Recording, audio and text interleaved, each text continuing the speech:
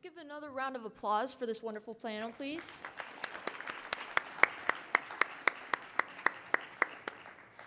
Good afternoon, everyone. My name is Alexandra Bishop. I'm a recent political science graduate at FIU and a junior analyst at the Jack D. Gordon Institute, focusing on China's space in Latin America, which is why I'm very excited to introduce this next panel, The Future of Conflict, Space, Cyber, and Drones, which will discuss how the convergence of these domains is transforming modern warfare, highlighting their interconnected roles, emerging vulnerabilities, and the strategic adaptations required for states to remain resilient in a multi-domain battle space. This panel will be moderated by Guido Torres, the Executive Director of the Irregular Warfare Initiative and a national security professional with over 20 years of experience. Please help me welcome our distinguished guests.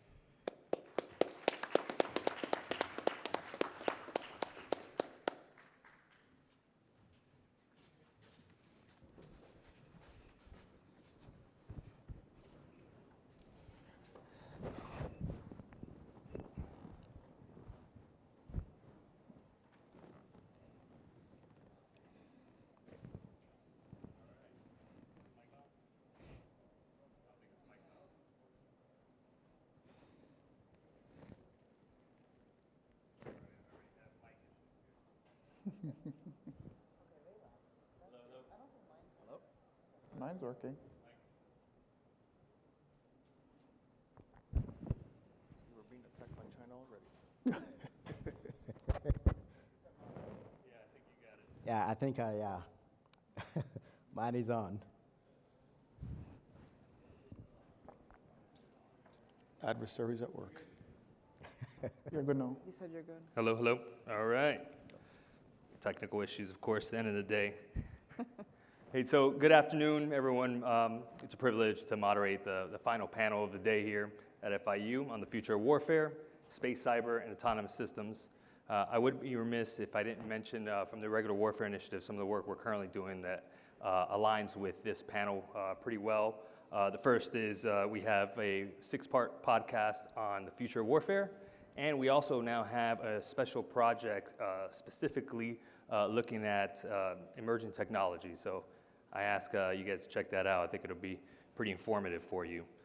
But more importantly, today we're joined by a special group of experts here from various sectors that focus on technologies that are already shaping the Western Hemisphere and the character of war. So let's begin with some brief introductions. Laura Delgado Lopez is a senior fellow at FIU's Jack D. Gordon Institute, where she focuses on space activities, governance in Latin America. She has also served as a NASA policy advisor and completed a CSIS Americas Program Fellowship focused on Latin American space programs. Laura recently published a paper titled Mapping Space Security in Latin America here through FIU. Dr. Angel Diaz is a defense and intelligence executive, entrepreneur, Navy veteran, and technology transition expert whose work bridges emerging technology and operational impact across AI-enabled capabilities, autonomy, cyber, sensing, communication, and next-generation defense systems. Dr. Donavon Johnson is an assistant professor of public policy and administration at FIU, whose work examines digital transformation, cybersecurity, public administration, governance, social equity, and the policy implications of technology such as cryptocurrency.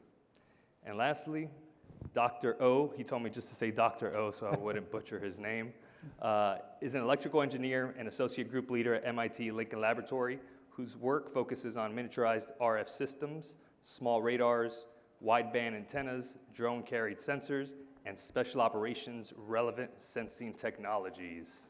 All right, so just some opening remarks here to provide some context for the discussion we're gonna have today. This topic does sound somewhat futuristic, but it's not abstract anymore. We're watching the future of warfare unfold before our very eyes across the world. In Ukraine, low-cost drones, AI-enabled targeting, electronic warfare, and commercial space are reshaping the relationship between cost, mass, and precision.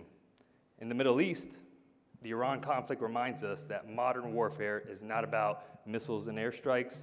It's also about drones, cyber operations, maritime choke points, energy, and economy security, and critical infrastructure. And here in our own hemisphere, developments in Venezuela, tensions with Cuba, the activities of transnational criminals and terrorist organizations, and competition over critical infrastructure from ports to telecom and data systems all reinforce the same reality. Technology is central to hemispheric security. We're also seeing something else, the use of commercial dual-use space systems to support real-world military targeting. That raises a different kind of question for our hemisphere, not just about capability, but also about access, control, and governance. And what can we do about it? So Southcom now is standing up an autonomous warfare command, an explicit recognition of autonomy, AI, and unmanned systems that are no longer niche capabilities, but central to how we operate in the region. The Western Hemisphere has its own operating environment, though. We face nation-state competition, but also criminal and terrorist networks and access to advanced tools, fragile institutions, infrastructure, vulnerabilities, and contested information spaces. So the issue is not just high-end military platforms, it's whether states can secure their infrastructure, data systems, and institutions in an increasingly contested environment. The National Defense Strategy reinforces this by emphasizing homeland defense, hemispheric security, and the need to operate across domains with integrated, resilient capabilities. So today I want to focus on 3 questions. What's changing in the character of war? How does that affect Latin America and the Caribbean? And what can we do together to build resilience and advantage? So the central question is no longer what technology is coming, it's who can integrate technology, institutions, industry, and partners fast enough to generate resilience, deterrence, and strategic advantage. So with that, let's begin. Laura, my first question is to you. Your recent report makes the useful point that space security views in the region are not monolithic. They are often differ across diplomatic, civil, technical, and defense communities. In an era when operations around the world depend heavily on space-based capabilities, how should we be thinking about space as part of hemispheric security? And I don't mean just from a warfighting domain perspective, but also from governance and resilience and strategic competition. Great, thank you so much, Guido. I think to start off, it's important to think about space activities, technology, assets as not something that's just up there, right? And it's this hidden, invisible infrastructure that fuels so much of our everyday life, but also essential functions of the state, right? And so critical infrastructure, financial transactions, everything that kind of coupled with cyber, there's a lot of important kind of alignment there that needs to be examined. But responding to a natural disaster, understanding the weather, the list goes on and on. And that's why it gets to some of the concerns that you raised. Because it's a hidden infrastructure, often those vulnerabilities are hidden. And so you add that to the fact that in emerging ecosystems, such as the ones we have in Latin America, that are still shaping the space environment, they're figuring out priorities, they're figuring out who is going to be engaged in certain activities. There are decisions that are made in a very fragmented way that ignore the fact that it's so integral to our life, even today. So one of the important dynamics, I think, is even a country that doesn't have any satellites today, which there are very few, by the way, uses space technology, relies on space technology. And so when they start thinking about space and they ignore this kind of more integral, systemic aspect, they might not be aware that their universities have activities, research activities that may be relevant to some of these conversations, that they have private actors that are maybe forging alliances with foreign companies.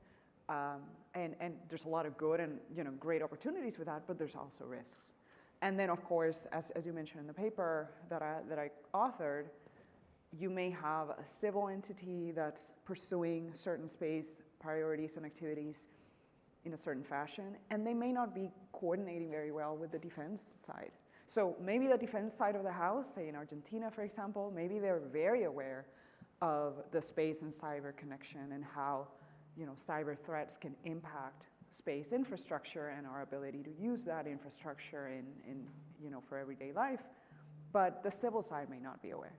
So it's this really complex set of issues that I think are heightened by the fact that we already rely on space so much. So the point I'll end on is, you mentioned resilience. That is, I think, where a lot of our countries can do a lot of more work on, because it's understanding, where those vulnerabilities are, and then thinking about what does resilience look like. And it may not look like building more space infrastructure, but thinking about how to couple that with some of the other technologies that we're going to talk about today. Sure. I know this is a topic you're very passionate about and done a lot of work on. What would you say, just as a follow-up, what would you say what are our partners looking for? Is it for space for climate monitoring, disaster response? What are they looking for? And then what can the U.S. do to partner, support either the U.S. or Western countries with kind of the growth of space in the Western Hemisphere? Yeah, great question. I actually started looking at space development in Latin America partly because of a curiosity of what drives this interest in space in other countries. I'm very familiar with the narrative, the Cold War beginning of the space race and all that. It's very different in some other countries in our region, and most of the countries in our region. The priorities that drive space investment are really rooted in societal benefit. So it's this idea of, in fact, it's more akin to looking at India's space program and thinking about how can space assets help me make better environmental decisions, help me manage IUU fishing or maritime domain security, national security, right? The movement of people, climate change, et cetera, you name it, all the things that I think are top of mind in the agendas of the leaders in the region, right? So those are the things they care about. Right. So because of that, I think there's a need to continue to provide access and training on the technical side, but where I see efforts sometimes stall and die is actually in the integration, right? How do you translate? At the end of the day, a satellite image could just be a pretty picture if it's not integrated into the decision workflow and provided in a timely enough fashion that someone can actually make a decision based on that, right? And so I think that is where a lot of opportunities lie. The previous panel talked a lot about lessons learned sharing. I think that is something we, the United States, Canada, we could do more of, which is sharing lessons learned about, hey, this is what happened, for example, when we had an emergency, a natural disaster, and we needed to get data to first responders to be able to get the supplies and get the help to the people that needed it. And of course, we use satellite communications, we use satellite imagery for that. But this is what went right and wrong.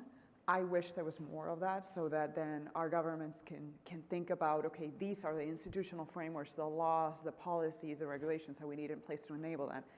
It's a bit of to my earlier point, and just to end, when I started, I said, we need to think about space as not something that's up there, right? So if you just focus on the technology, then you're never going to think through these issues. Great answer. All right, Donavon. Across the hemisphere, we see governments digitizing faster than we've ever seen before. Their institutions, faster than their institutions can secure regulatory and government kind of oversight. How should we think about digital transformation as a security issue and not just an efficiency project? Thanks for the question. I think not very often on a panel I get asked a question with the answer in the question. And so thank you for that. The more we digitally transform is the more we should see digital transformation as an expansion of the national security perimeter, naturally, especially in the age of emerging technologies. Digital transformation, for every new piece of technology that you add to your governance process, to your national security process, to your decision-making process, you're increasing the attack surface. And that's just the truth. For every sensor you put in the field, for every additional cell phone that you give to staff members, for every piece of technology that you add to the process, you're actually expanding the attack surface. And when we begin to think of digital transformation in that way, we begin to think first of how do we secure these systems as we expand. Because efficiency digital transformation is often seen as a tool of efficiency. How do we get things done quicker? How do we get things done faster? And we often make the assumption that these pieces of technology will just naturally improve everything and make everything more efficient and make everyone happy and just make us better. But efficiency without resilience is a fatal flaw. And I say it's a fatal flaw because we are seeing it occurring ever so often. Regardless of the number of times we sit on these panels and we talk about these things, it keeps happening. That many governments are scaling at a pace of technology adoption that is just not, while at the same time not advancing their technology protection in a commensurate way. And we find that this is becoming much more challenging for some countries. When we think about Latin America and Caribbean, for example, we see that happening even more in those smaller economies, where sometimes technology adoption is driven by either political decisions or different types of expediencies. And so we should think of digital transformation not just in the sense of this efficiency project, but how is it that we can, at the same time that we're expanding our digital transformation, or transforming digitally rather, we're also protecting those assets. Fundamentally, digital transformation is about people, process, and technology. We often just focus on technology and ignore people and we ignore processes. And so at the end of the day, the technology itself doesn't get us the result that we want, or sometimes take us further backwards, right? I always say to people, you cannot hack a piece of paper. So records that are paper-based and all of that, we still, I was in a negotiation recently and someone wrote something on a napkin and slid it across the paper. That still happens because you simply cannot hack that, right? And so the more we digitize and digitalize, we're opening the attack surface, and we need to think about digital transformation in that way. You know, there's a theme here now twice where we talk about where we hyper-focus on the technology and not the other critical components of the potential problem. This panel is about the future of warfare. How does that affect some of the countries in the hemisphere when it comes to how they fight future wars, when it comes from a digitization protection process? It naturally exposes them, right? The more you adopt technology, the more you're exposed, right? The more you integrate technology into your processes is also the more you create loopholes, right? And if you don't protect those loopholes and plug those gaps, you become more vulnerable. So technology is a double-edged sword, and we need to appreciate it as such, and we need to approach technology adoption in that way. And technology adoption is great, right? Don't get me wrong, technology adoption is great. But we find that many countries in the hemisphere are adopting, as I said, at a pace that they're also not protecting that technology. And that puts them in a worse situation than it puts them in a better situation. When we see, for example, the use of AI, for example, in warfare, that is accelerating the pace at which countries defend themselves and how countries also engage in warfare. Right? And the extent to which countries are not protecting those assets expose them to greater vulnerabilities, unfortunately. All right. Actually, on that same vein for Angel, you know, you've worked at the intersection of defense, intelligence, entrepreneurship, and technology transition. You know, going on the same vein of, you know, where we're going from a future of warfare perspective, the technology themselves or the speed and the way in which states move from concept to operational effect. How do you see that evolving here, not just in this hemisphere, but really globally? Sure. So the thing we have to consider is that the battle space has moved into our research and innovation system, right? Our labs, our universities, our defense contractors, our infrastructure. We're fighting a war there.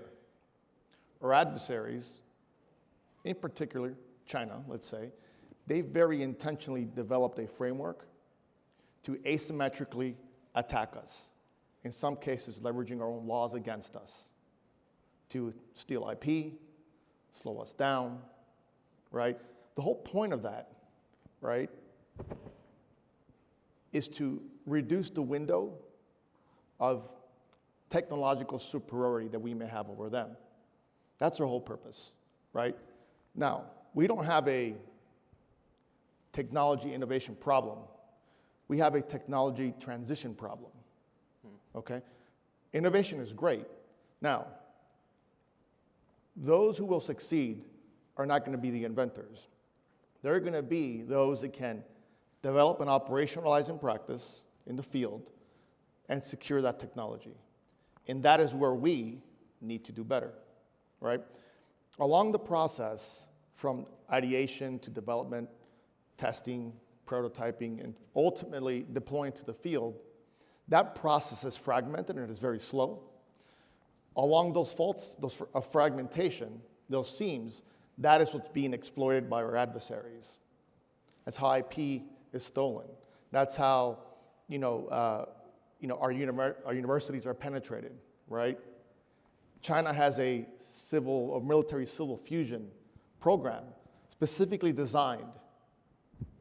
They know they can't engage us symmetrically, so they engage us asymmetrically, right?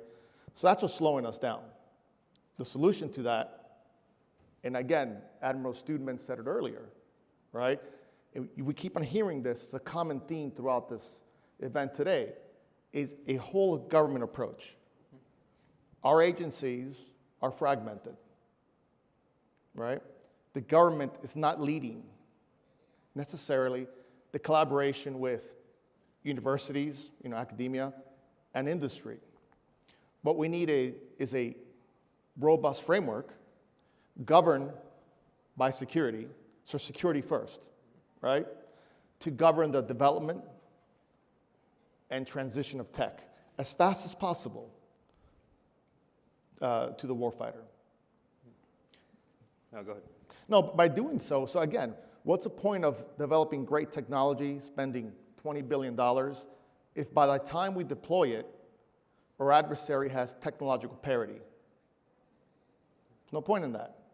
So not only do we have to develop faster and deploy faster, but we have to do it in a way that's secure so that along the way, the white papers aren't being leaked, defense contractors aren't being compromised, because that is how our window of operational overmatch, if you will, is reduced. And that's the environment that we're in. And if you apply that hemispherically, right, I would say our partners, small and medium-sized countries, right, they don't have the resources to develop their own tech. They're buying what they can get at the best price. And generally, what does that mean?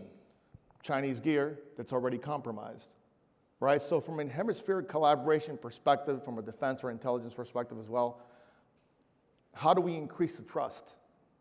Right now, very difficult to trust our partners, not because they're malicious, but because they may be compromised, right?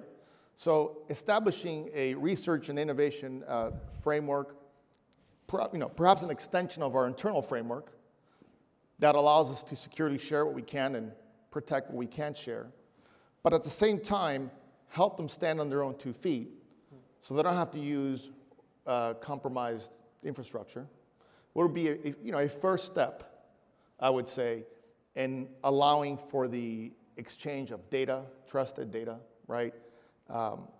Additionally, right, we have to help our partners mature their environments, right? So standards and policies and, on the cyber side, cyber baselines, for example, right? But until the cohesion is focused on, until those seams are fixed, if you will, we're going to continue to have a speed problem, which is operationalizing the tech, and we're going to have the problem that our window is reduced. Yeah. Right? I'd like to follow up on a point Angel made, a very valid and salient point on fragmentation.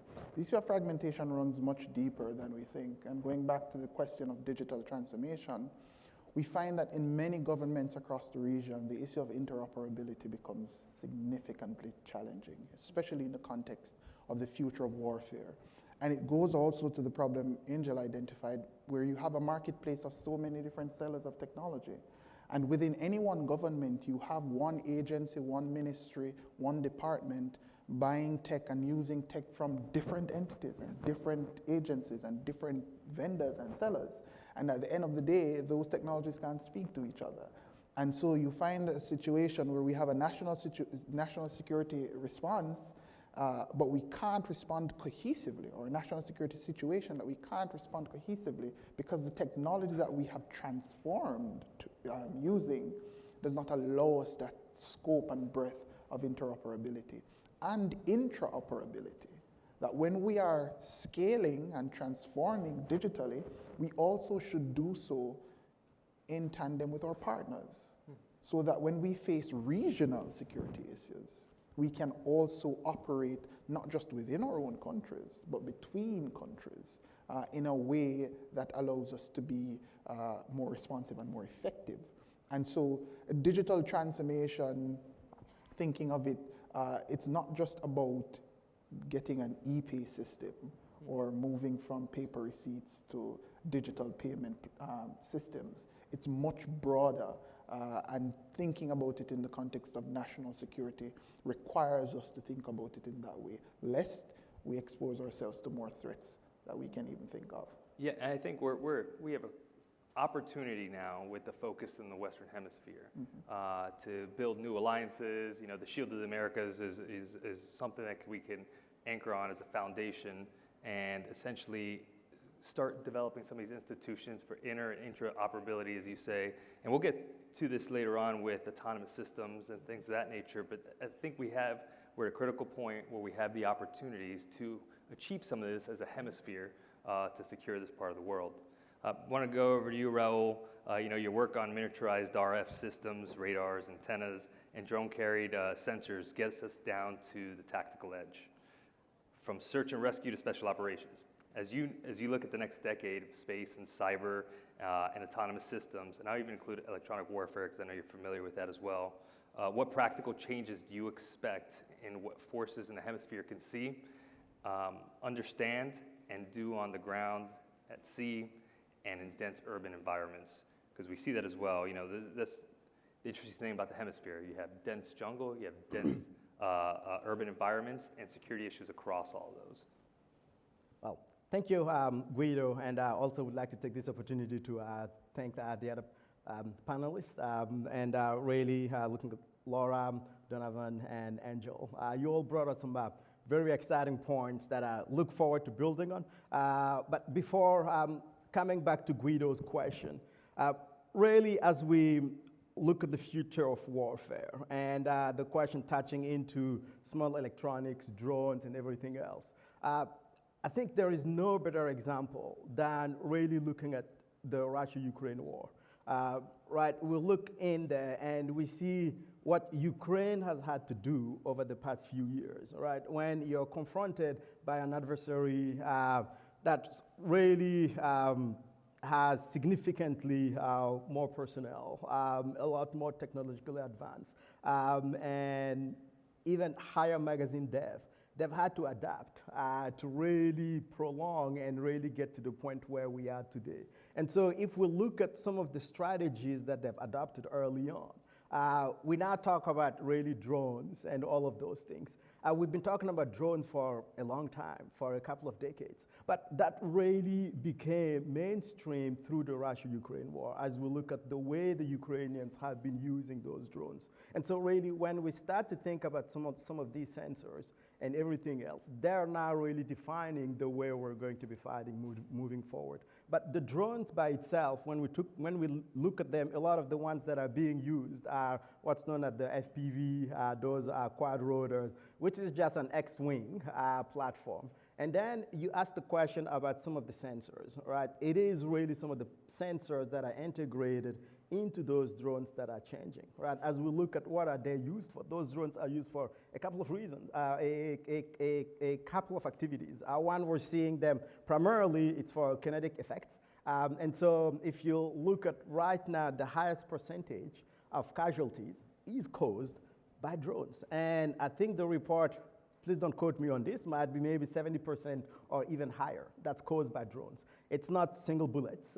It is really caused by drones. And so it's really the payloads that are integrated in there. And so I mentioned kinetic. The other one is they're using those now for a lot of more surveillance. And another one is really just using those for extending the range of the communications that they have. And so those sensors that are being integrated into those drones really are the things that are constantly changing and changing very rapidly. And so there's been for now 2 or 3 years, we're talking about really the pace with which things are changing. And that's touching on Angel's note on really the way things are fragmented, the way we do our development process and everything being fragmented. So we transitioned that into the way the Ukrainians have really been able to adapt that and really being able to move very, very quickly with the way they're constantly the entire OODA loop, and here is a problem. I'm going to come up with a solution, and then the Russians come up with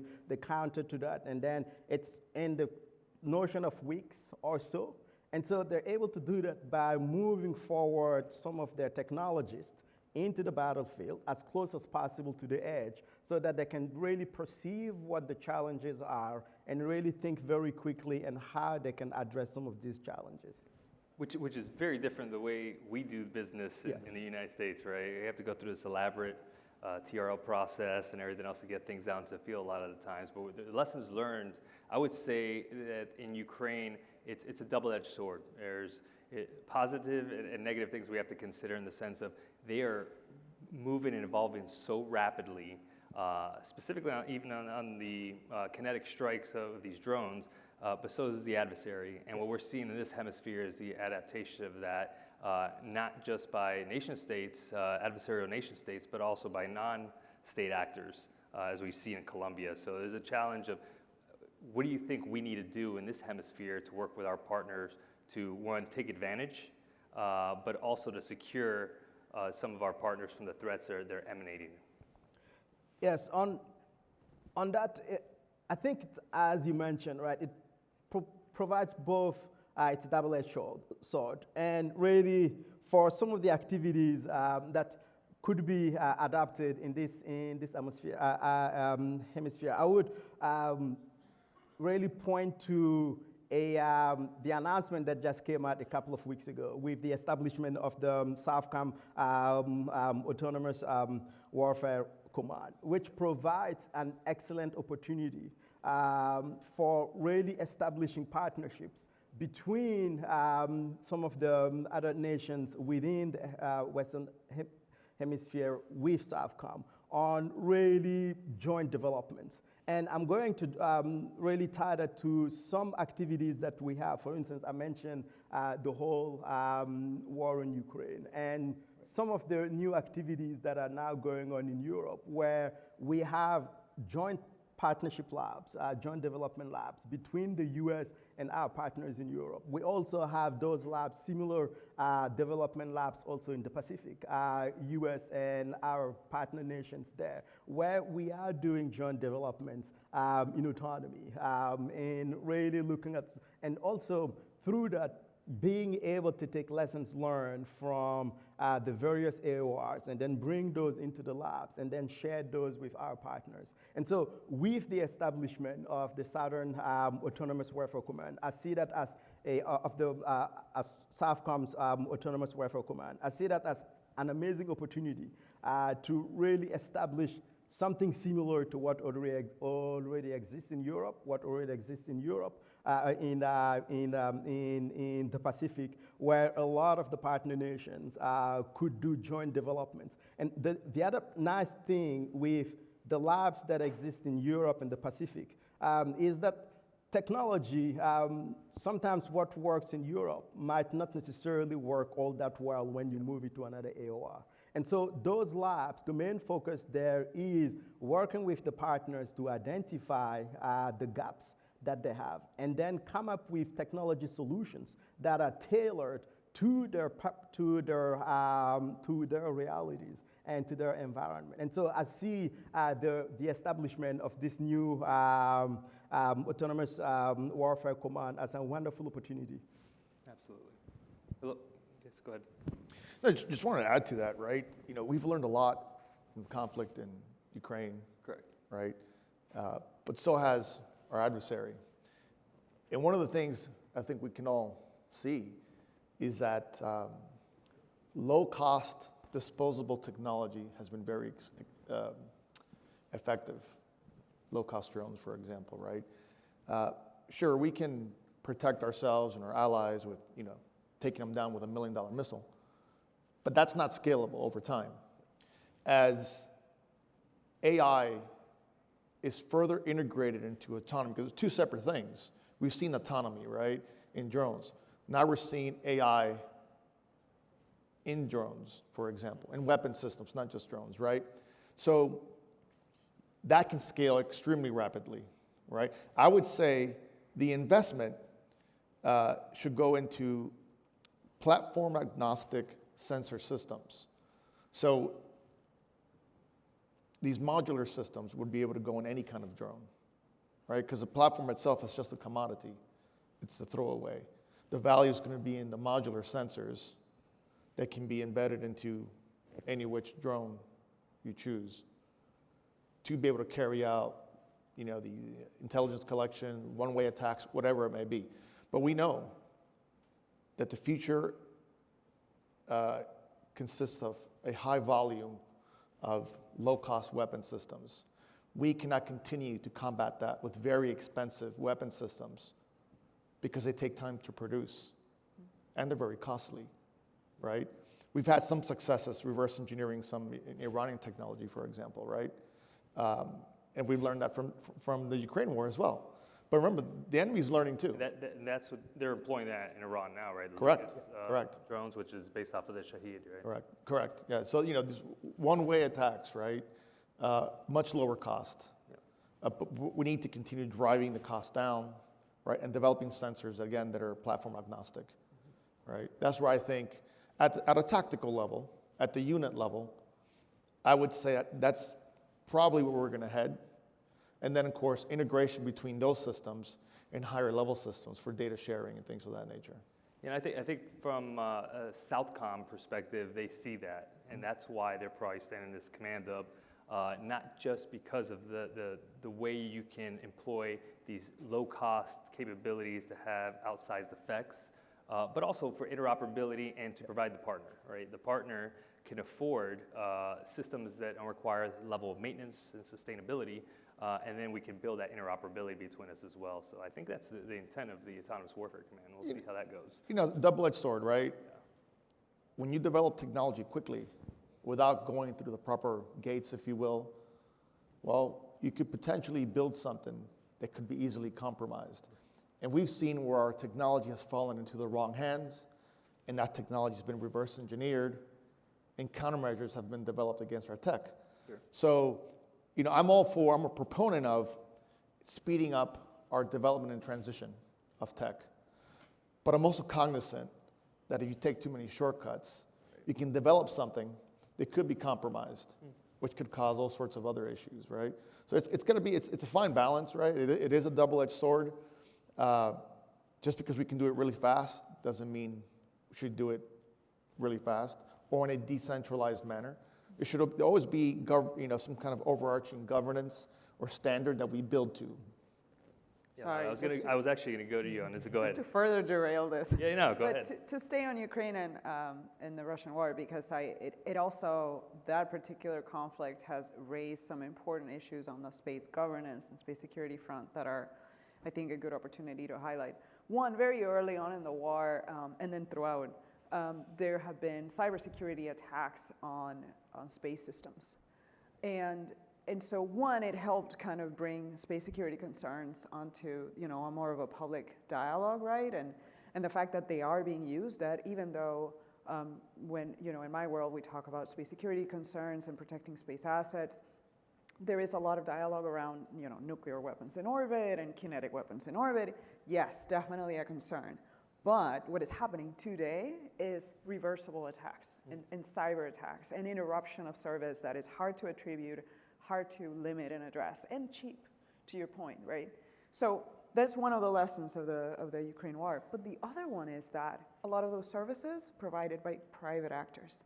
And so it led to an important conversation that is still active about, okay, are commercial services provided in conflict legitimate targets under the rules of war? And so I believe some of them are coming up with their own insurance, right, to protect some of their assets in case of...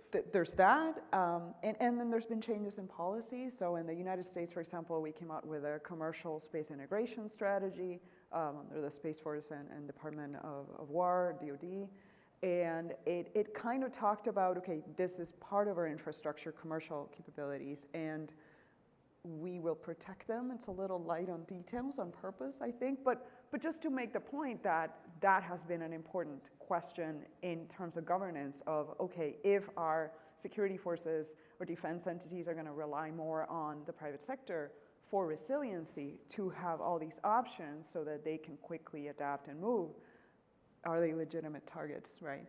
And then the last point, just to bring it back to the region, our countries in Latin America watched this development and this attack again on a commercial service and interruption of a commercial service, because of course then, you know, Starlink, Elon Musk said he wasn't going to provide certain services to Ukraine, et cetera. And then it really raised some questions about sovereignty and autonomy. And so countries in our region thinking about, okay, maybe we need to develop these technologies ourselves because we're worried that at the time of crisis, it could be interrupted. And so yeah, lots of implications, I think, just from the one event, but really highlights how it's not useful to look at it through the lens of a single technology or something like that, but really how all these interact. Yeah, I think that's the point of this panel. You know, just to flip that around, so we saw in the war in Ukraine interruption of commercial space capabilities. Recently, the Financial Times put out an article on the Iran war showing a Chinese commercial company providing support to Iran with imagery of U.S. and Israeli bases. So now we have an example of, you know, a nation state targeting a commercial company, and now we have a different example of a commercial company providing support.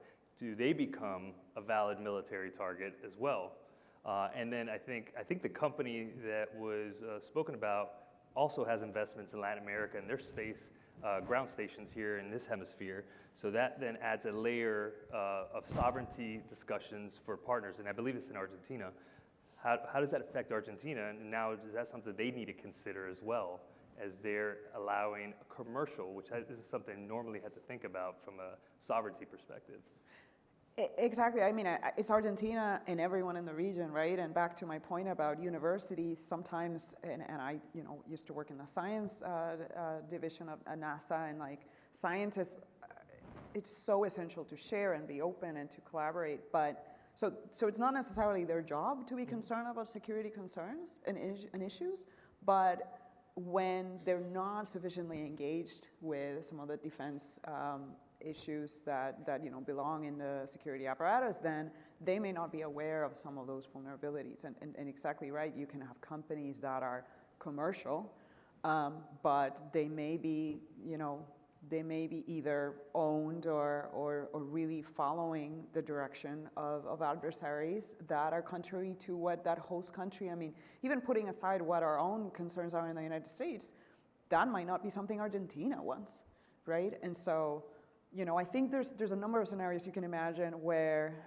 either through a university or a private company or a quasi-private company or something like that, where there's a partnership and effort established under the guise of a commercial effort or a scientific effort that then in a time of conflict, contrary to whatever position the host country, Argentina, Chile, whoever it might be, and that was the point that Juan Pablo was trying to make as well in terms of undersea cables in the previous panel.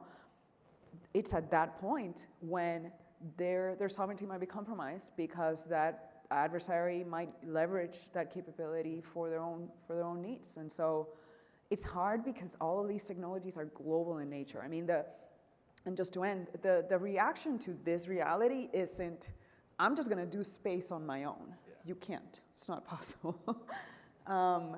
It's physically not possible.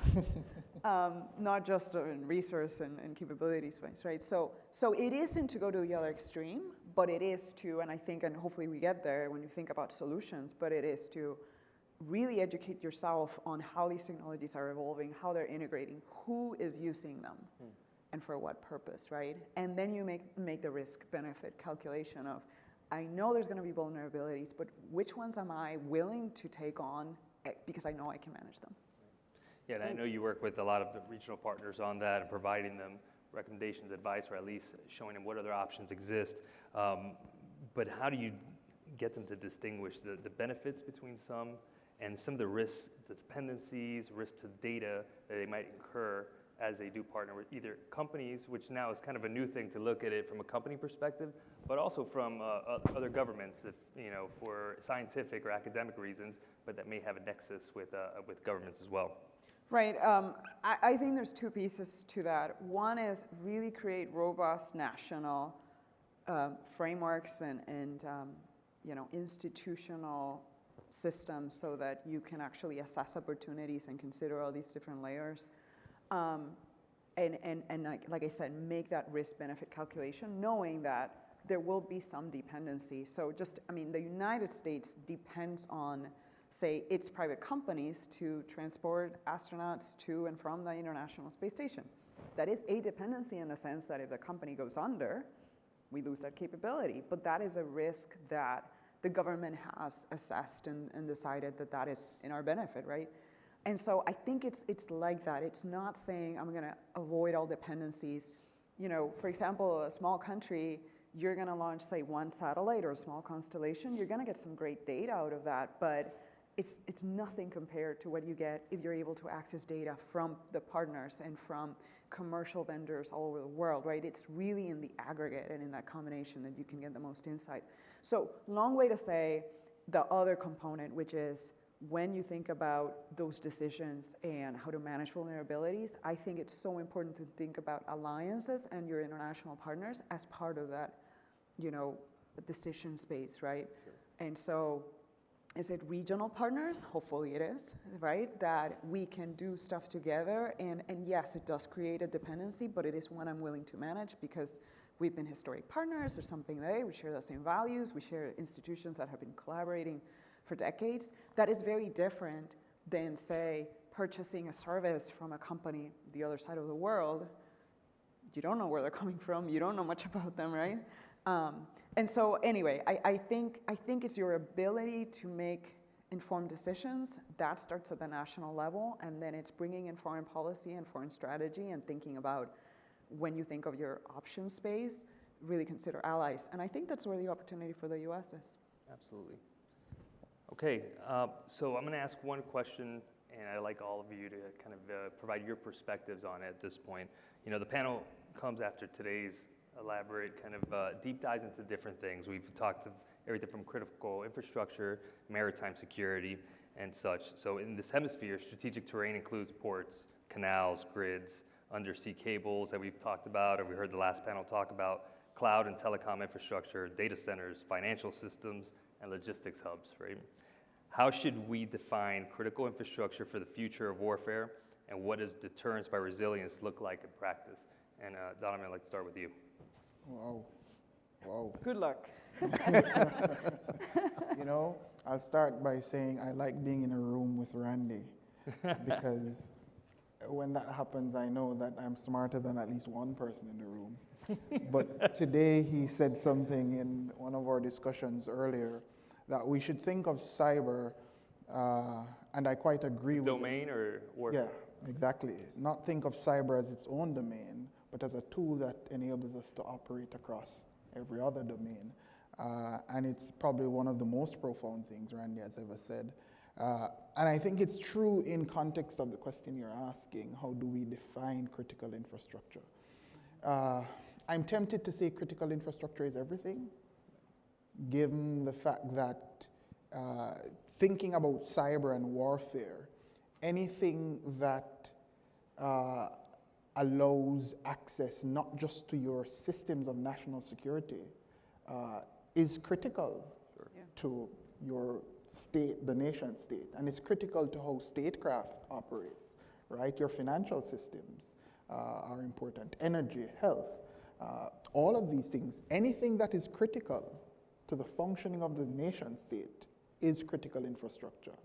And in the context of cyber, it becomes even more critical so long as it can be accessed, or it's a part of the cyber domain, or it's susceptible to a cyber attack. Correct. And so it sounds like the easy answer, but it's the smart way to think of it, that anything forms part of critical infrastructure beyond the ones that we know are established critical infrastructure. Raoul, how would you describe that? So I think that that's a very tough question. But I would I gave you just- some extra time to think about it. And I would go ahead and say Donavon already addressed a very nice part of that. I would take a step back and really going back into some of the discussions that we've been having and say, tying that to the future of warfare, that is really telling us that it is not just about drones alone, it's not just about cyber, it's not just about critical infrastructure. It is really a multi-domain thing. And really, when we talk about future of warfare, I think it's already here. It might not be, it's not just kinetic, and some might even say irregular warfare. I think we're already in a state of irregular warfare. We live it every day, whether we know it or not. And through those undersea cable cutting, cyber attacks, and all of those things, it's all to a certain point. And so it is, again, I don't know how I would properly answer that, other than really bring back into the future of warfare is multi-domain, and we have to pay attention to all of these. And we also have to look at how do we integrate all of those various elements, because a gap in one will expose a much wider vulnerability in pretty much everything else that we're doing. Thanks. And we have to rely on partners because we can't do it alone. Absolutely. Angel, we're running out of time, but I'd like for you to answer and then also provide any recommendations that you have in the short amount of time before we hand it over to Lara. Sure, again, it's a tough question, but I look at it in terms of impact to our country. If certain infrastructure becomes compromised or damaged, does it cause catastrophic damage to our country from a financial perspective, from a power generation perspective, those kinds of things? If the answer is yes, that is critical infrastructure that we must protect and we must understand. And remember, a lot of these systems have been around for quite some time. And now they're interconnected.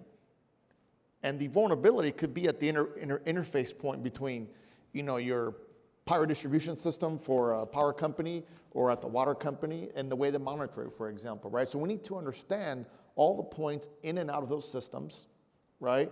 Know where the data is going, know who has access to the infrastructure. We need to do a better job at understanding that. And our partners in the hemisphere, I would say it's even more important for them to understand that, because in many ways, their environment is infected with adversarial technology, which compromises their environment, right?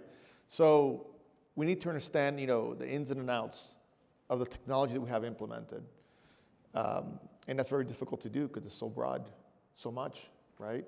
But again, with the implementation of AI and cyber, right, we can make progress in analyzing large volumes of data, right, to perhaps identify some of these potential risks in ways that we weren't able to do before because there wasn't enough manpower to do it, right? So, but again, it needs to be intentional. It's not just going to happen on its own. Unfortunately, humans being humans, we're very reactive, so it's going to take something to kind of go wrong before we really focus and put the right resources on this kind of thing. Thank you. I can be fast, just to pick up on the interface point, but go ahead. No, so next year I'll ask easier questions when we're up here. Okay, Whew, that'll be great. So picking up on the interface point, I think because of those interfaces and because those interfaces, as we've been talking about, involve state, non-state, civil society, universities, etc., creating formal and regular and hopefully agile mechanisms of engagement is going to be important, right? We trust our private sector partners and contractors, etc., then they need to have a way to tell the government what they're seeing. good and bad, risks and things like that, so that it's not too late to address them, right? And same with the other parts of the ecosystem, whether it's small companies that we want to bring in, in space, we talk a lot about new space and all those things. Well, we need a way for the government to know what they're capable of and also what they're concerned about, right? And so, I'll end on one of the things that we gripe a lot about is interagency efforts and everything's so slow in the government, how bureaucracy can be a challenge, but it is also really important because all of the agencies are doing their important work, their mission, and they may be seeing things that impact this critical infrastructure that we all share, and it might be too late to wait for that event to be the one that triggers that day when we all sit around the table and talk about how to protect it together. Well, I think we're out of time. It's a fascinating time to be in the Western Hemisphere and in the national security space. But I want to thank FIU. This is the last panel. I know everyone's trying to go home, so appreciate it. If we can have a round of applause for our panelists. So.